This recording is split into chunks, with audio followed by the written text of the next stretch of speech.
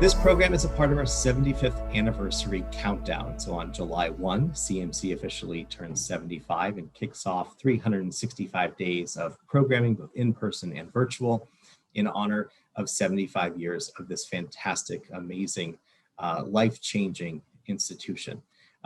Today, during our countdown, represents the year 1983. 1983 is when the Marian Miner Cook Athenaeum opened on the CMC campus. Now, it was not the first Athenaeum at CMC. Many of you recall that was the old president's house, which was eventually the Athenaeum and then the admission office. But today we thought it was such an important date to recognize the Athenaeum and the incredible facility that exists on our campus today, an incredibly unique facility, very unique in higher education. So we thought, in honor of the Athenaeum, we would bring forth our current and past directors of the program to say hello, to share their stories, to give a behind-the-scenes look at what it's like to run this storied program on our campus. And of course, we appreciate all the questions that you've sent in advance. We're incorporating many of them in today's programming, and should we have time, we will certainly allow for some Q&A at the end. So with that, from the Office of Alumni and Parent Engagement, from the college, Bonnie, Priya, and Jill, thank you so much for taking the time out of your day. Of course, Bonnie and Jill, you are retired, so very much appreciate you two taking the time out of your day as well. And Priya, I know you're always busy running the Athenaeum, so thanks for taking your lunch hour as well. So I wanted to start with just some brief intros. I think all of us, remember perhaps a specific director, but we don't necessarily know all of our directors. So I thought maybe we would just very quickly do an intro, and I'll turn it over, I think, to Jill first. So Jill, if you'd talk very briefly about what you did before you ran the Athenaeum, how many years or the years you ran the Athenaeum, and what you've done a little bit since being director of the Ath. Certainly. Well, good afternoon, everybody. This is really a lot of fun for me because before I ran the Athenaeum, I was the dean of freshmen at Scripps College, and it was a wonderful job. I just loved it. And but the college was cutting back on a lot of things, and one of them, and everything that Scripps cut back on, we did at the Athenaeum. I was lucky enough to be, very briefly, when Jack became acting president, he came home and said, "You're just going to love it because I'm going to put you in charge of the Athenaeum." And that was a program he wanted to start because in the 70s, it was a very tough time at the college, and he really wanted to get faculty and students together on very happy occasions. So that's my introduction. Thanks, Jill. Bonnie, we'll go to you next. We'll go in order. Well, as you all know, I moved here in 1967 with my husband, John, who was a professor of psychology at the college, much revered, and he passed away in 1988. Yeah. So then in January of '89, I was invited to be an assistant to Jill, and starting then, until July of 2014, I was at the Athenaeum, which was lovely. And prior to that, I was trained as a musician as an undergraduate and have a degree in performance practice. And so I did a lot of playing in small ensembles. In fact, you might enjoy the fact that we had sort of an ecumenical trio. It was Lou Ellenhorn, who was a professor at psychology at Pitzer, and Elmer Tolsted, a mathematician at Pomona, who played the cello. Lou played the clarinet and the piano, and we performed all over the place, various venues in Claremont and at the colleges. And then I taught piano for all those years as well. So that was my life prior to the Athenaeum. And what have you been doing since summer of 2014? I have been reading all these books I've just put aside because I didn't have time to read. So I've been catching up on that and travel. and just sort of enjoying not having a schedule. I can sort of determine my day. Okay, what should I do today? What do I feel like doing? And so it's been a very rich time. And having to put things together for this event has given me time for reflection that I probably wouldn't have taken quite so seriously as this. So I appreciate the opportunity to think about all these wonderful things that went on at the college. We appreciate you being here. It's good to see you. Priya, tell us a little bit about what you were doing before you became the Athenaeum Director. Sure. And a little bit about your time at CMC as Director. Sure, I'm happy to. First off, I want to thank you for inviting us, for setting this up, Parent-Alumni Relations. It's great to see all of these friends. I see a bunch of my old Ath fellows. I'm so excited to see Schwen, and I see Michael Grauske, and there are probably a whole bunch of others that I don't see on my screen, but it's great to see them. And also thank you to the Starks. I am actually sitting right next to Jill. So we are together, we are vaccinated. It's been multiple weeks and months. And the Starks were very kind to invite Hiram and I up to their house in the Eastern Sierra Mountains at June Lake. So we've been here since Saturday, and it's wonderful to be able to do this with Jill right here. So going back to how I became the director, Hiram and I came to CMC in 2013. Bonnie, who had been apparently trying to retire for a while, but was forbidden to do so, no one would let her retire, put her foot down that year and said, this is it. This is my final year. I am leaving at the end of this year. So that year, there was a search for Bonnie's replacement. There was a search committee, and there were a bunch of faculty and students on that committee. I was not involved in that. Jill, I remember, took me out to lunch and tried to convince me to apply for the position. But it was very early in our tenure at CMC, and I wasn't quite sure what I was really doing. So I didn't, I appreciated her advice, but I didn't apply. At the end of that year, the search was not fruitful. The committee decided they weren't going to extend an offer, and they asked me to be interim. So because I had been involved in marketing communications at universities before that, and I was sort of looking for my own kind of role at the college and my own space and my own relationships at the college, as opposed to being Hiram's wife, I took up the opportunity to step in as an interim. So I was interim that first year, 2014, 2015, and I had Bonnie had selected the Ath Fellows for that upcoming year. So I had Dante Topo and Shannon as my Ath Fellows. And then I sort of applied for the position. There was a search, et cetera, and then I became permanent. So that's how I sort of started at the Ath. And it's been a lot of fun. I really like it because I've gotten to have these independent relationships with people, with faculty, with alums, and obviously with the students and with my fellows. So I've been having a great time. That's my story. Well, thank you so much. And we're so glad you decided to apply. It's been I can't believe how the years just fly by either. So I thought we'd first start about talking about a little history. Jill, if you could share a little bit about what the Ath was before 1983 and the decision process to build the Marian Miner Cook Athenaeum.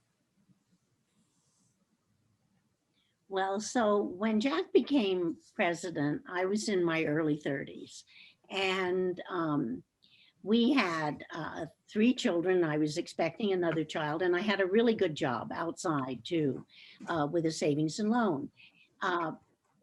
But he really wanted, Donald McKenna had really wanted to start an Athenaeum program. His parents moved to the city of Claremont when he was a student at Pomona. And so he remembered 60 years ago when his parents would have faculty and students over, and they just loved it. So he had planted the seed in Jack's mind. It was a very tumultuous time at all the Claremont colleges, and we wanted to start this Athenaeum. And he said, this is your project. And I was honored to be considered for this. And what I love the most is so much of what we started in 1970 is still going on today. Scripps used to have dining with tablecloths and nice china. That was gone. Scripps used to have tea every single day. Well, tea was much too girly, sort of women's college. They didn't want that anymore. That was gone. Occasionally we would have speakers. That was taken away at the different dorms. So the first thing I did was my Rice Krispie recipe was stolen from Scripps. And so teas became something we started on day one. And it was never too girly at Claremont McKenna College, because at that time it was Claremont Men's College, and the students loved it.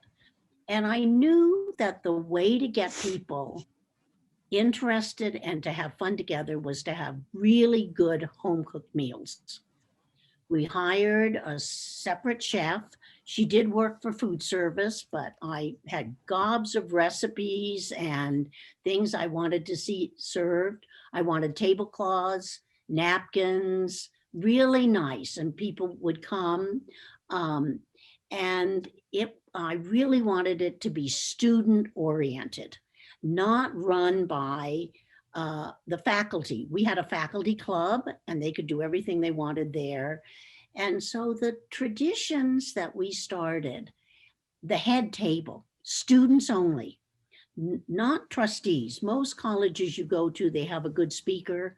It's faculty and trustees that sit at the head table and have the cocktail party alone beforehand. I mean, we don't want students there.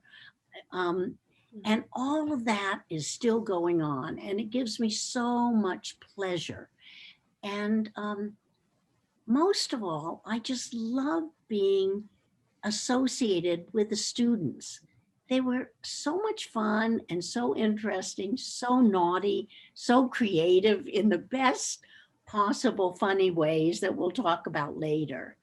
But then we did not move into the president's house, because the first year, first of all, we had a big family, a young family, and I did not want them. I'd seen what the other college presidents sort of went through with little kids in the middle of the campus. So we had already bought a house. We kept our house. We never moved into college housing. We paid taxes. All of our kids went to the normal schools in Claremont. And so we didn't move into the president's house, because soon there were going to be 4 of us in this, 4 more, 6 of us in the family. So we stayed in our house, and the first thing we did was turn the president's house into the Athenaeum.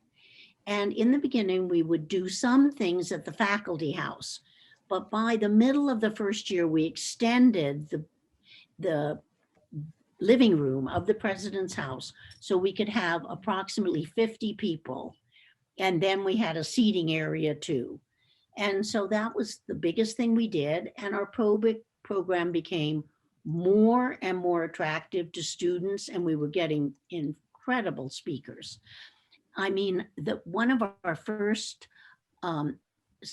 speakers was a woman's team that climbed Annapurna, which is the next biggest mountain to the Himalayas. And in a few minutes, I'll talk about what the students did with this with the speaker of this program. But so I don't think there'd been a woman speaker at Claremont Men's College before. And we got Nigel Nicholson, whose father was a huge diplomat during the Second World War in England and had been very involved with getting America to come into the war. We started the program with a bang, and we never slowed down. Mm-hmm. So we outgrew that first house, and now it's where the Kravis building is, and it became the admission office after we left it, and built the Marian Miner Cook Athenaeum, which was a completely endowed program. And the Cooks, Mr. Cook was a trustee of Scripps College, but he liked the balanced political program that we were having at Claremont McKenna College. So he suggested that his wife become a trustee at Claremont Men's College. And she did. and she and other people endowed this program and built the new building that we are still using and really haven't changed since 1983. Is there anything more you want me to add? Jill, that was a great. I don't want to talk. No, that was fantastic. I actually you. did not know about the cooks, so you learned something new on each session. I wanted the audience to hear a little bit about how the Ath operates and maybe a little bit about how it's changed over time. So maybe to Bonnie, talk a little bit about the staffing structure. I know David Edwards is on the call too, by the way, who's our longtime manager. So talk a little bit about how the Ath is structured. Then Priya, anything that's changed since Bonnie has departed. Am I on? Yes, you are. Okay. Well, what I found most thrilling and exciting was to be working with students, and really the sense of empowering the students to help plan and run programming, as well as everything that went on socially. And so this was very unusual, I thought, but very thrilling. So some of my happiest experiences are the time that I did spend with students and sense the excitement and the creativity and the intelligence that they brought to all the planning.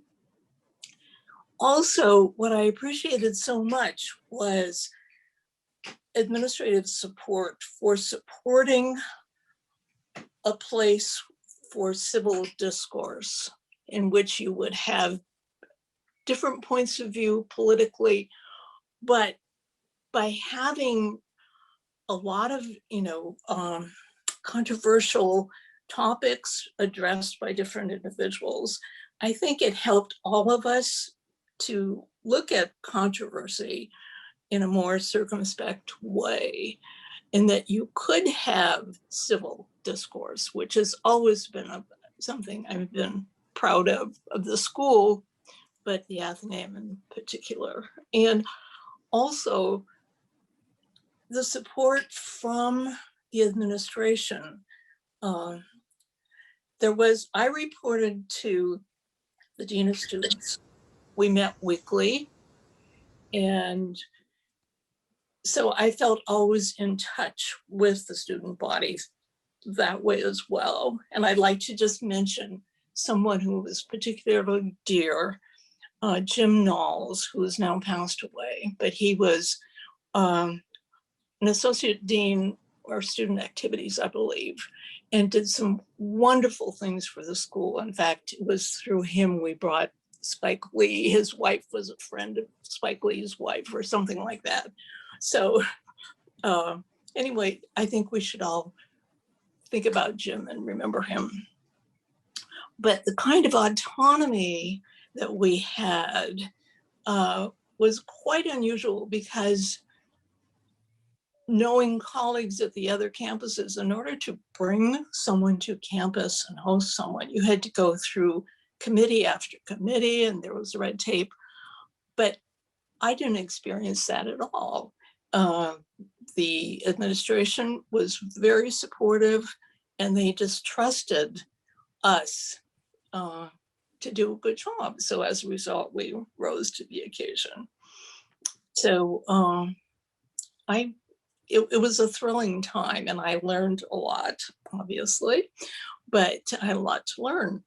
But it was a growing experience, and I think we made a contribution to the community as a whole, not just the campus, but and that's thanks to the wonderful students that we have and continue to have. Thank you, Bonnie. Thanks for the remembrance of Jim Knowles. He passed way too young. Priya, yeah. I know. Priya, how have you seen the Athenaeum evolve since Bonnie's departure? Is it still set up in very similar ways? How do you see the Athenaeum structure today? I actually see it it's very similar. In fact, it's almost identical to what Bonnie had and what Jill had established beforehand. I don't think that the bones of the structure have changed very much, and that's because it's a winning formula. I mean, I think that first of all, if we tried to change too much, there'd be just an alumni revolt. I'm sure all the alums on the call will agree to that. So, but there really is not that much to change. So some of the things that maybe we've tweaked around the edges, and it's often the Ath fellows who will bring sort of these ideas. And so for that year, and maybe we continue it in the following years, but little things that we've changed is, for example, the Ath fellows, I think it was maybe 2 years ago, came up with the idea of, at the head table, as everyone knows, it's just the speaker, the Ath fellows, and students who are signed up for the head table. They came up with the idea of asking the speaker at the head table the same question every evening for a discussion. And so, of course, all the speakers are different, and it's the speaker, they're asking the speaker to ask the students one question that the speaker wants to know about the students. And so sometimes you have a speaker who'll say, what's your major? But mostly speakers will ask something like when Tara Westover spoke, about 18 months ago or 2 years ago, her question was, who's your superhero? Another question from Paul Bloom, who's a psychologist from Yale, he said, and he's written the book Against Empathy, which is a very sort of heterodox way of looking at how we sympathize with people or should empathize with people, asked the question, what's your guilty pleasure? So those are like kind of fun questions, but there are also a lot of academic questions. And it was a way for those two student fellows, Ath fellows, to add their own touch. Then the year after that, Ath fellows started picking a question that they thought everyone at the tables should maybe discuss. So they would leave a printed index card on each of the tables to try to encourage a conversation around what they believed the speaker was going to speak about.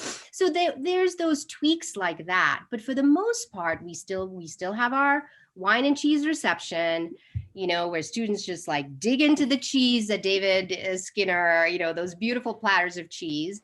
We have our head table. We have speakers who are, as I'm sure they were with Bonnie and with Jill, just blown away by the fact that they're only sitting with students, because even though you send them 100 emails reminding them that they're only sitting with students, they pay no attention. So then they go, I didn't know I was going to sit with students only. It's like, okay, and they had the best evening. And then because they thought they were going to sit with, I don't know, some trustees or the president or like alumni. So they are just invigorated by the student exchange. Yeah. And then they are blown away by the questions. I mean, our students ask the best damn questions in the world. And sorry, I swore. But there was a professor a few years ago, Randall Kennedy from Harvard Law School, who told me that his students at Harvard Law School do not ask the questions that the undergraduates asked at the Athenaeum that night. And so I think that, again, there's maybe tweaks to be, around the edges, but other than that, I think it's a winning formula. I don't see yet a need to really change it that much. I agree 100%. I had speakers who taught all over the world and would come and say, oh my goodness, and we're training the students to ask questions and interact with other people. I mean, even in the audience, when they get up and ask a question, a nice short question, it should be in one breath. That's what I would tell them all the time. A question should be something you can do in one breath. We don't want a speech out of you. We want a question. And that is why we ask the students, which still goes on from day one to now, students first, because grown-ups have a little trouble not wanting to give a mini speech themselves when they ask a question. So students first. And it's still going on. I just love it. I love going. I love going too. I can't wait for us to go back in person in September. For all three of you, what is your favorite speaker that you've hosted at the Athenaeum? And what is your favorite tradition at the Athenaeum? The tradition could be one also that no longer exists. So Bonnie, we'll start with you. Well, I knew you'd ask that question, so I actually have three, but the first one that came to mind was going over the list of past speakers was Sister Helen Prejean, who had recently published Dead Man Walking and was, so opposed to the death penalty. And it was such a profound talk that she gave and the discussion afterwards, and the thought that it's still so relevant today. I mean, you look back at some of the better guests that we have had is, the long-term relevance of what they say. The other was Anita Hill, who came in 2012, just right at the heat of Truth to Power. And the third was when we had the Mandolin Orchestra here in 2013 for our program on Jewish traditions and a resurgence of this traditional music from the Jewish communities throughout Europe that was essentially destroyed during World War II. So I had to say all three because those are important, I think. Jill. Yeah. Oh, sorry, didn't hear that. Okay, well, the speaker that I enjoyed working with the most really was because it was such a shocker. A student from Pomona came to visit me and said, my dad is the head guy that arranges everything for Jesse Jackson. And I offered it to Pomona, but they would, and I am so competitive. You said that? I said, oh, we'll have him. And he was going to be $10,000. Now, in my day, a speaker got $1,000 and a plane ticket. So, and if you were inside the Claremont colleges, $500, no plane ticket. So I made the mistake. I can't imagine how autonomous I was, but I was still a good friend of the president. So one night I said to him, you know what? I've got Jesse Jackson coming and he's going to be $10,000. And Jack said, do you know that that's going to be $599 per minute or some number? And no, you're not using your budget for a $10,000 speaker. So I said, fine. And I called 10 alums who live locally, and I got $1,000 out of every single one of them, and it was put right into the Athenaeum budget.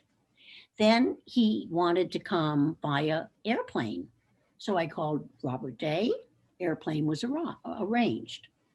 And when he came, we had the speech in Big Bridges. Now he was notorious for being 1 or 2 hours late. And for us, he was about 20 minutes late because they were building a big new gym at Pomona and he wanted to talk to all the people building the gym. So that's what he did. Then he came, he gave a great talk. And then we had a lunch at the Athenaeum that was catered by a Black church in Pomona, all of his favorite food.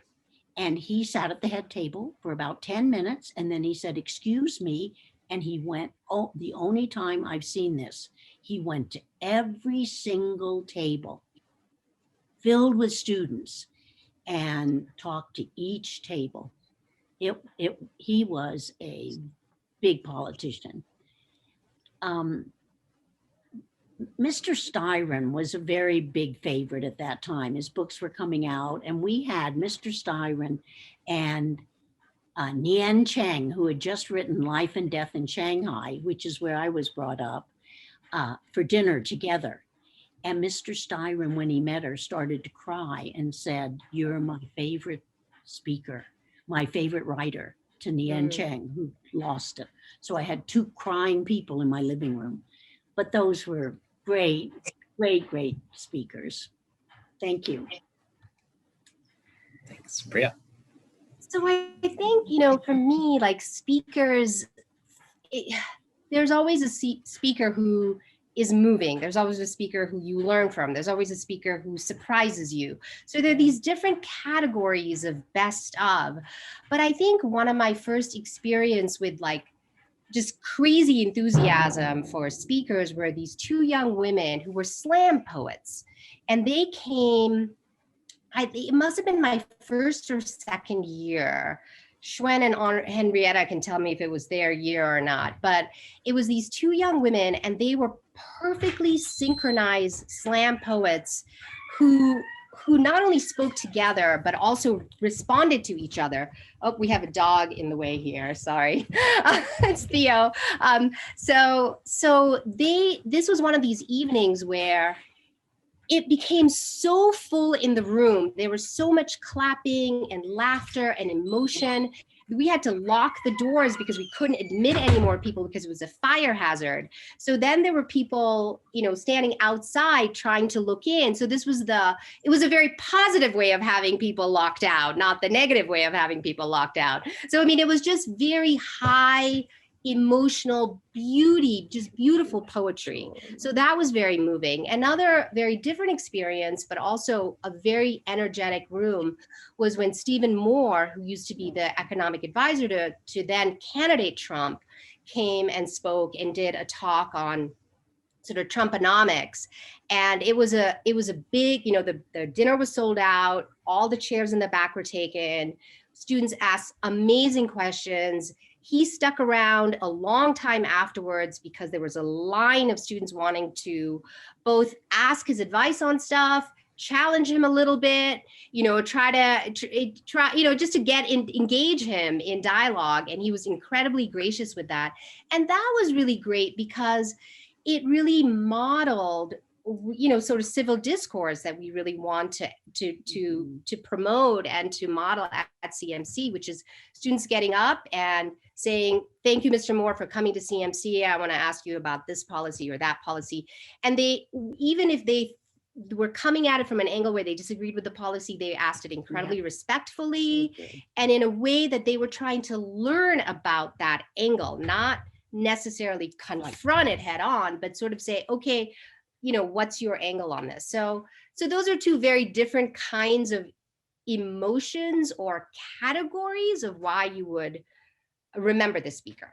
So, and there are many others, but we could all probably go on forever. So there are absolutely many, many great speakers that have been with us over the many decades. So how are speakers invited? How are they selected? I think you three have always made it look so easy. In August, you have September and October and November planned out already. Give us a little backstory. How does the schedule come to fruition? And that's for anybody who would like to speak first. Well, in our day, CMC was not known the way it is now. So a lot of people that we would ask to be speakers would never have hadn't heard of the college. Nowadays, I think that would be very, very unusual. First of all, John Roth had done a lot with the Athenaeum. First, I was lucky to have been part of it, but that was completely as a volunteer. And then I became the director. And John Roth had a list of very good places you could call that would help you get speakers. And one of them was called something like the Toy Soldier. And that was run by William Styron's daughter. So at that time, we had a lot of authors come. We got speakers from all over the Claremont colleges.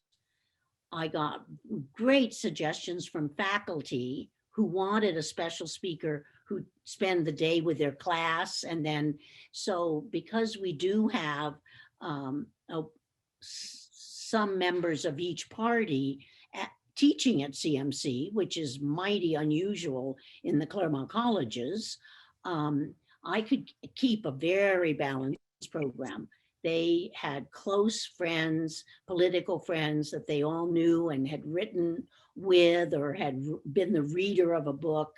So there was never any trouble getting a balanced program.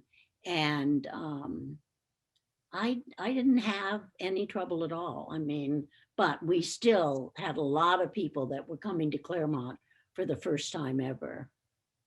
And in those days that we paid I mean, $1,000 was the limit when I was the director in the 80s.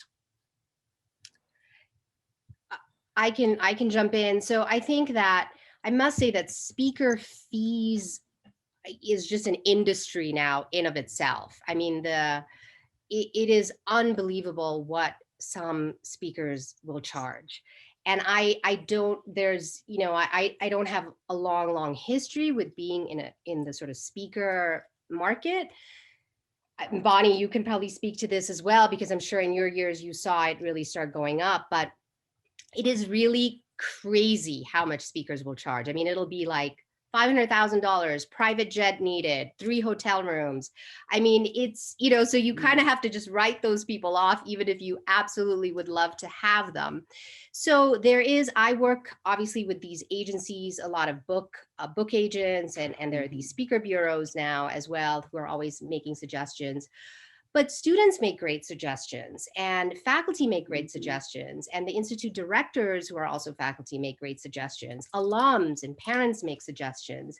So there's always an information flow sort of coming at you. And even if you can't quite get the speaker that someone specifically is suggesting, it will give you an idea about an area that someone is interested in. So if someone suggests a speaker who, when I look into them, they're just really expensive, but it's a historian on Middle East poetry, I'm just making that up, then I know, okay, there's some interest in this. And so that you can go off on tangents with speakers and maybe find someone who's a little bit less expensive.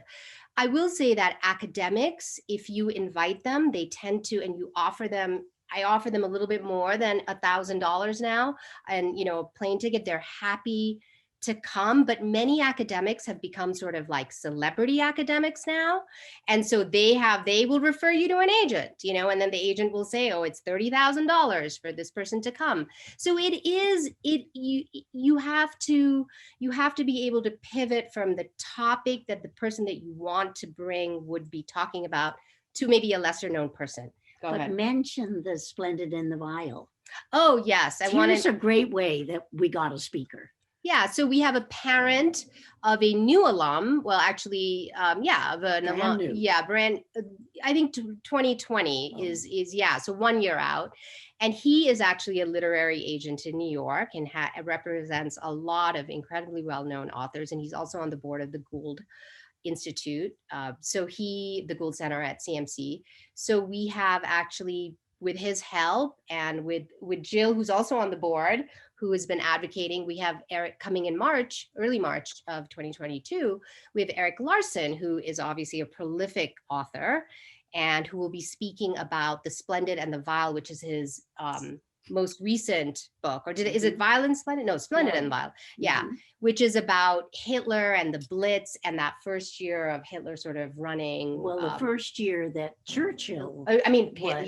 Yeah, Churchill and Hitler, yes. Was Hitler's Prime in there, Minister. obviously, yeah, and Churchill. Yeah, so that's in March. And so March we have 3rd. March 3rd, 2022. So, and I know Evan is a partner in that as well. So I had to kind of build a coalition, which actually I've been able to do because institutes will always want to bring in speakers like Salvatore or Roberts Environmental Center or Gould or Berger. And so what I'll often do is if I have a speaker, I might turn to one of those institutes and say, hey, do you want to partner with me to try to bring this person in? Or they will turn to me and say, I want to bring this person in, but I need some more funding. So that's kind of how we try to leverage the budget that I have and that they have to make it bigger than. And our program is endowed. So, this means that's a big help. We're not taking a lot of our money out of the annual budget. We take some, but we're not. Our speaker program is an endowed program, which makes, and so if someone's really expensive, we ask Res Publica, yes, who has a very big budget for donors and for alums to come to events. to help us too. Right. And we've done that. From just amazing how little it's really, I mean, it's just gotten bigger, better and better. That's not what I mean. But a lot of the things we do have started so long ago.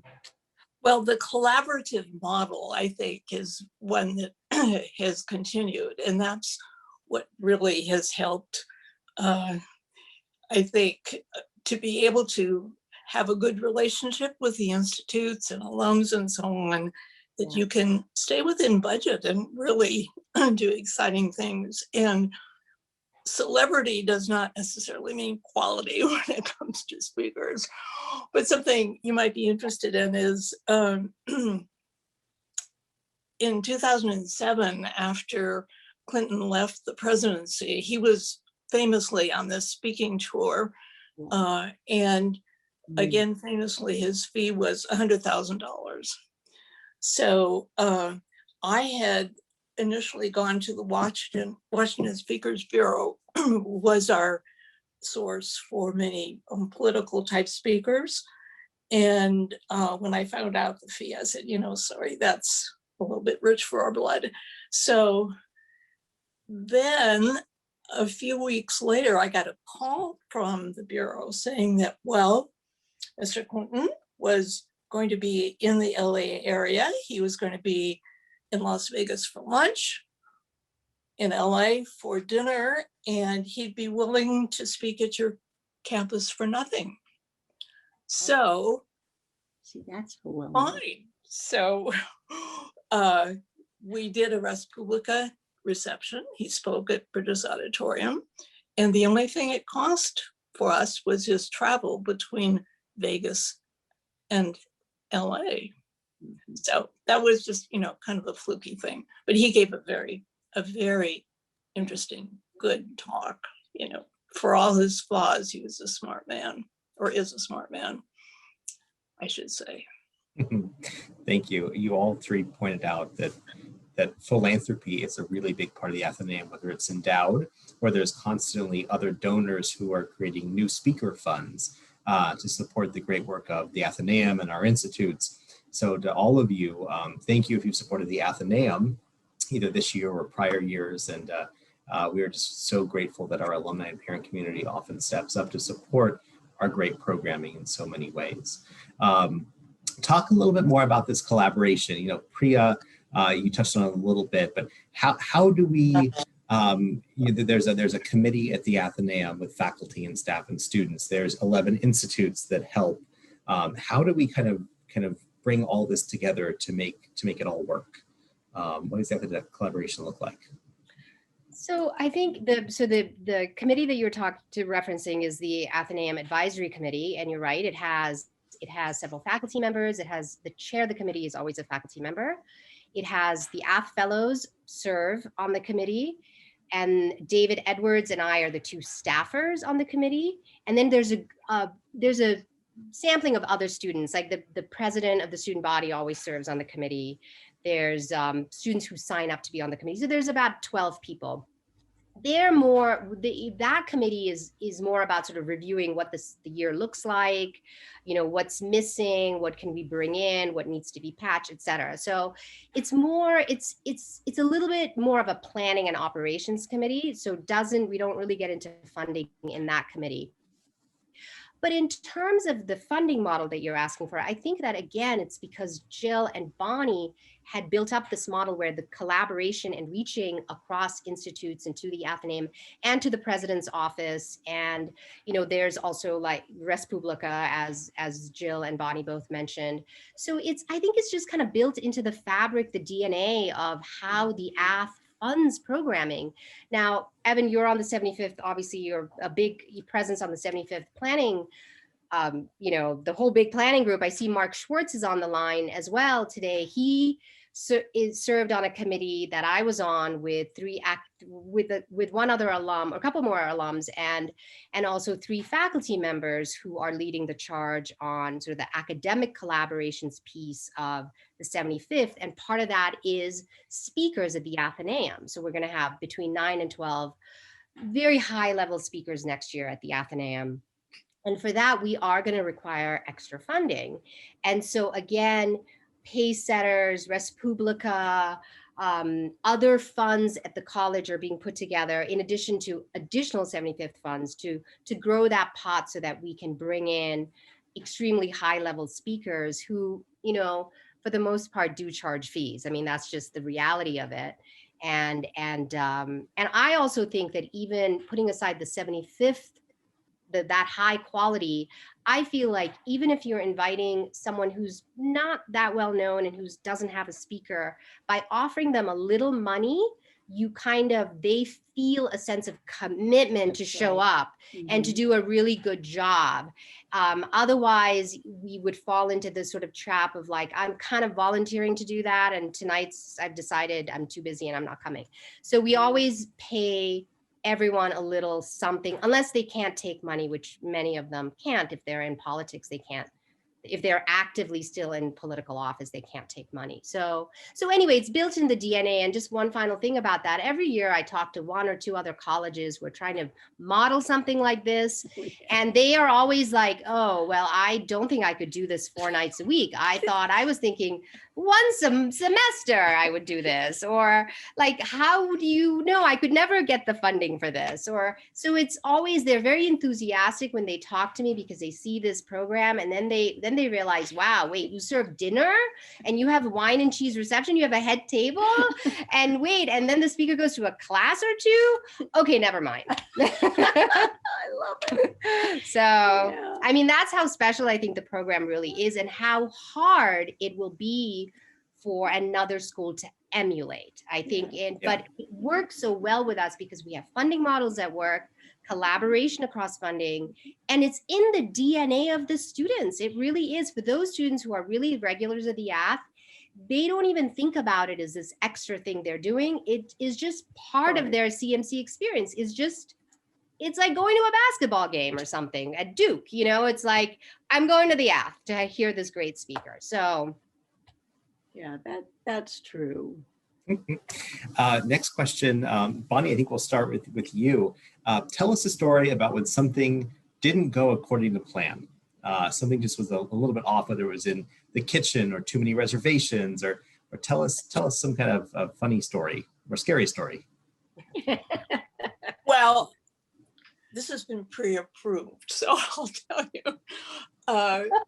Famously, one of the most exciting events was when we had Karl Rove as a guest. And I learned that through a friend at Pitzer College that several weeks before, since we announced our schedule in advance, semester in advance, they were scheduling teach-ins, how to protest. I thought, you know, is this a throwback to the 60s or what? Teach-ins? But sure enough, they were. So I would be copied on some of the emails that they were sending out to organize this major protest. And so it was, there were hundreds of people from all over, not a whole lot of students, it didn't seem to be, but they gathered around the building and were pounding on the doors and just creating, you know, this situation that even though Karl Rove came earlier to the campus where you would feel a little concerned for his, you know, well-being.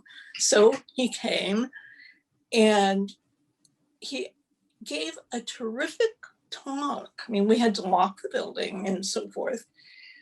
And yet there were people surrounding, pounding on the windows and the doors and making all this racket. So it was abbreviated, but it was a very interesting talk on philosophy of campaigning and strategy. So it could have been a really interesting discussion for everybody, and it wasn't really partisan. So then it was how to get him from the building. He was staying in Los Angeles, so we had a car service. So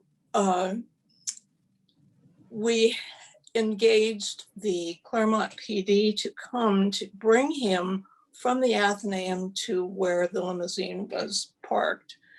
And I remember this one fellow threw himself across the hood of the car, and this was the chief of police in Claremont. But they managed to bring him, to the destination for his car, and he was driven back to Los Angeles.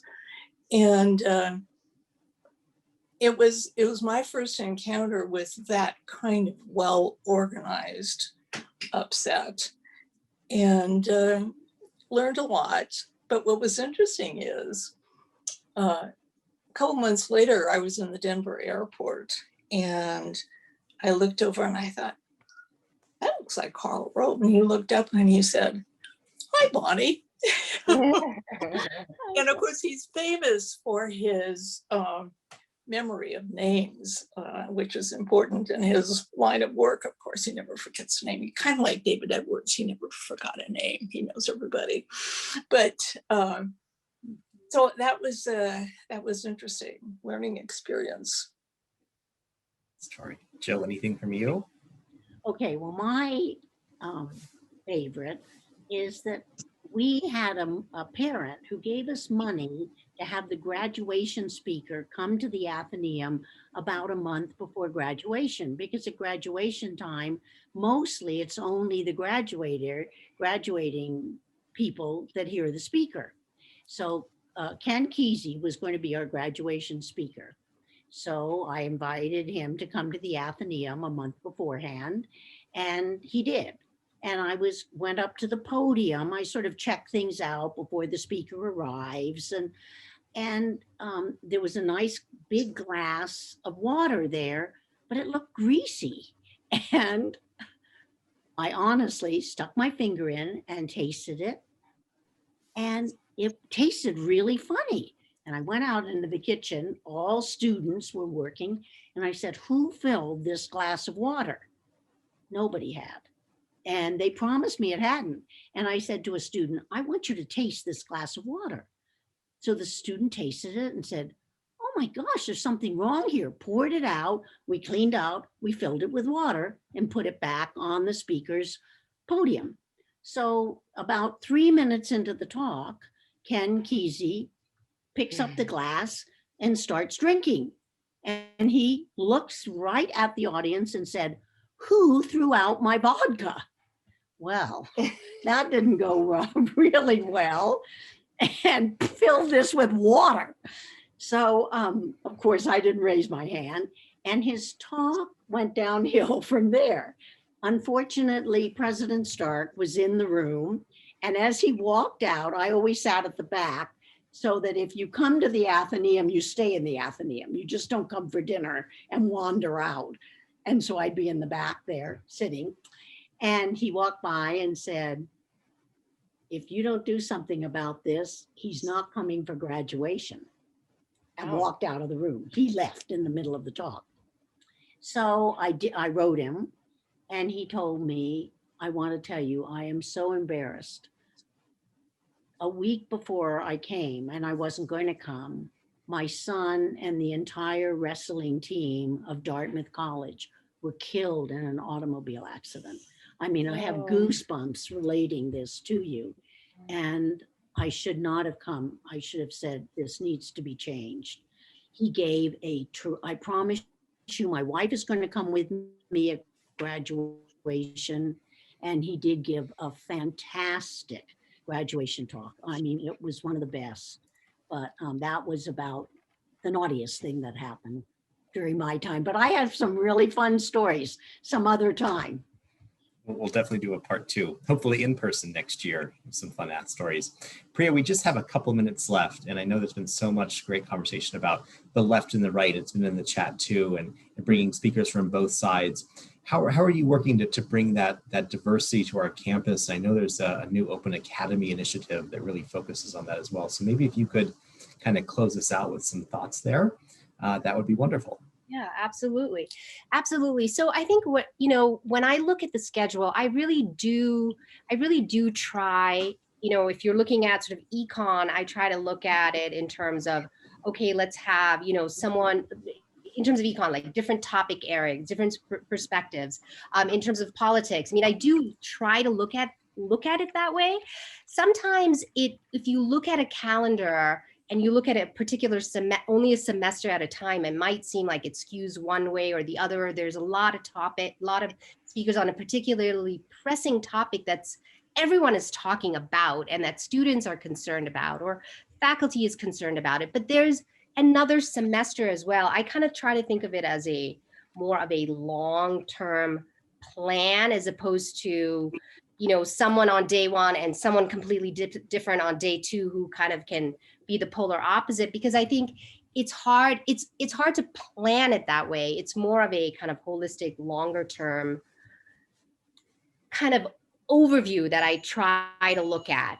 Having said that, though, there are some semesters where just the stars line up and people's schedules line up where we can have a topic that's kind of litigated from different perspectives, almost within a couple of weeks of each other. I think a couple of years ago, we did something on the Middle East where we had someone who had been in US administration in the past talk about the US efforts to negotiate peace in the Middle East from a kind of a 30,000-foot level.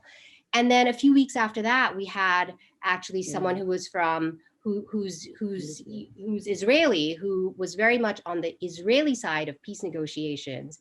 And it just so happened that the next day we were able to schedule someone who's on the Palestinian side of the peace negotiations. And the interesting thing about those three, they happen to be gentlemen, was that they had all worked together. And what was really neat, I thought, for the students to hear was that they all called out to each other very respectfully. And they said, oh yes, and you're gonna have so-and-so in a couple of weeks. And I worked with him and he's great. And so that was serendipitous that the scheduling worked out. Sometimes the scheduling doesn't work out as serendipitously. So it looks like a schedule is, you know, one-sided in one way or the other. And I do try to then say, okay, let's make sure that we have different perspectives on this, you know, going forward or in the next semester or then, you know, the next year. So, and obviously there is a commitment to open academy and civil discourse and healthy exchange and being able to talk to each other across the table, both with the head speaker and with students at your own table that you might be on a different, you know, have a different perspective on an issue. So I know Mark Schwartz and I were talking about something that didn't work out this past spring that we're going to try to reinvigorate in the fall or in the following spring. Again, it was just a timing thing, you know, so. Thank you, Priya. Well, I know it's not an easy task by any means, and you do a wonderful job. And all three of you have done amazing jobs over the past few decades. One last question, and then I'll close with some award announcements. Who is that one speaker that you could never get that you always wish you could? Bonnie, do you have that white whale, so to speak? Someone I tried for years to bring was John Lewis, representative from Georgia, who passed away in 2020, who we did a lot of work on, you know, the history of civil rights and so on, and a heroic figure and articulate, but he was always more concerned with visiting and serving his constituents than he was in traveling places to give talks. So I can't, in fact, he and his assistant and I were on a first basis because I call so often. So. Jill, who is yours? Thank you, Bonnie. Jill? Mine, Steve Lopez, which was just a local writer in the LA Times. And I offered him money. I just thought he was really so interested in the homeless. And we had just had the Boyd, the father that was really the priest in LA who was so interested in the homeless issue. And I wanted to have Steve Lopez because he had written so many articles about the only good thing about the LA Times, I feel sometimes, but just couldn't get him. And then I now live in a retirement community, the Gardens, and they got him on Zoom with no money at all. He's interested in the elderly. That's a big thing in his, but I thought, oh, you know, they got him like this. And I spent every year riding him and trying to get him. Priya? Well, I'm still at the app, so I still got time to get a couple of people that I've been working on. So, I mean, I'd love to get one of the Supreme Court justices. I know that we've had Antonin Scalia in the past, and we've had, I believe Clarence Thomas has been here before our time.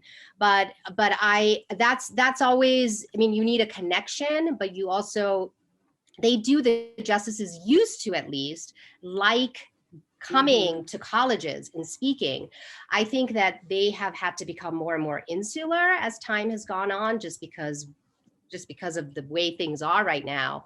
But I'm working on a couple of Supreme Court justices. That'd So be I'll just good. leave it at that. Especially Thank you, Priya.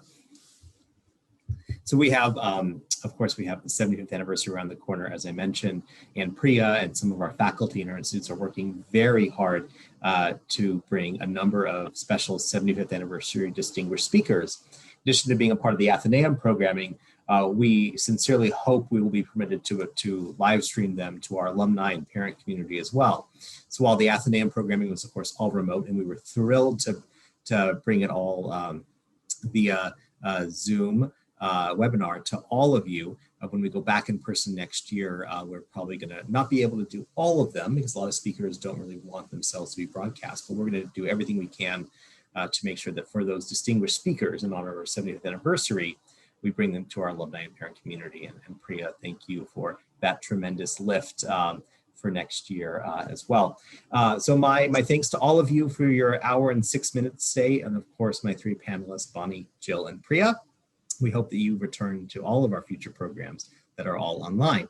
And with that, we did run so I don't know, Bonnie, Jill, or Priya, you knew this, but we did win, conduct an Instagram and Facebook giveaway, all items from the CMC Supply Shop.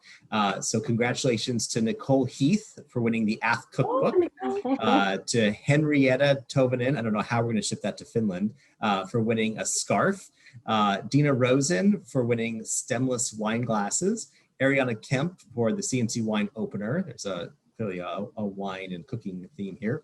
Wesley Whitaker wins the Ath pin, and Claire Riva wins the grand prize, which is one of all of those things I just mentioned. So thanks for following us all on Instagram. Of course, the alumni office has one. So does Priya. There's an Athenaeum Instagram as well. So make sure you follow it. Any final comments from the three of you? Well, Thank you. Well, I see that a lot of my Ath fellows have won all kinds of things. So that's great. I'm so happy to know that they were on. And I just want to say that I've had a great time obviously meeting speakers, but it's really been, I think I'm sure Bonnie and Jill will agree, it's really about the CMC students and the faculty and the alums and parents who are so supportive. I mean, I've just learned so much from all of them. And so to all my former Ath fellows, I loved working with you and I love you still. That's right. And I think that one of my best parent friends, I love it that she's won something today. Thank you. Thank you all. Everyone, feel free to unmute, say hello, say goodbye, say thank you. We look forward to seeing you next week on either our CMS or our KLI programming. Bye all.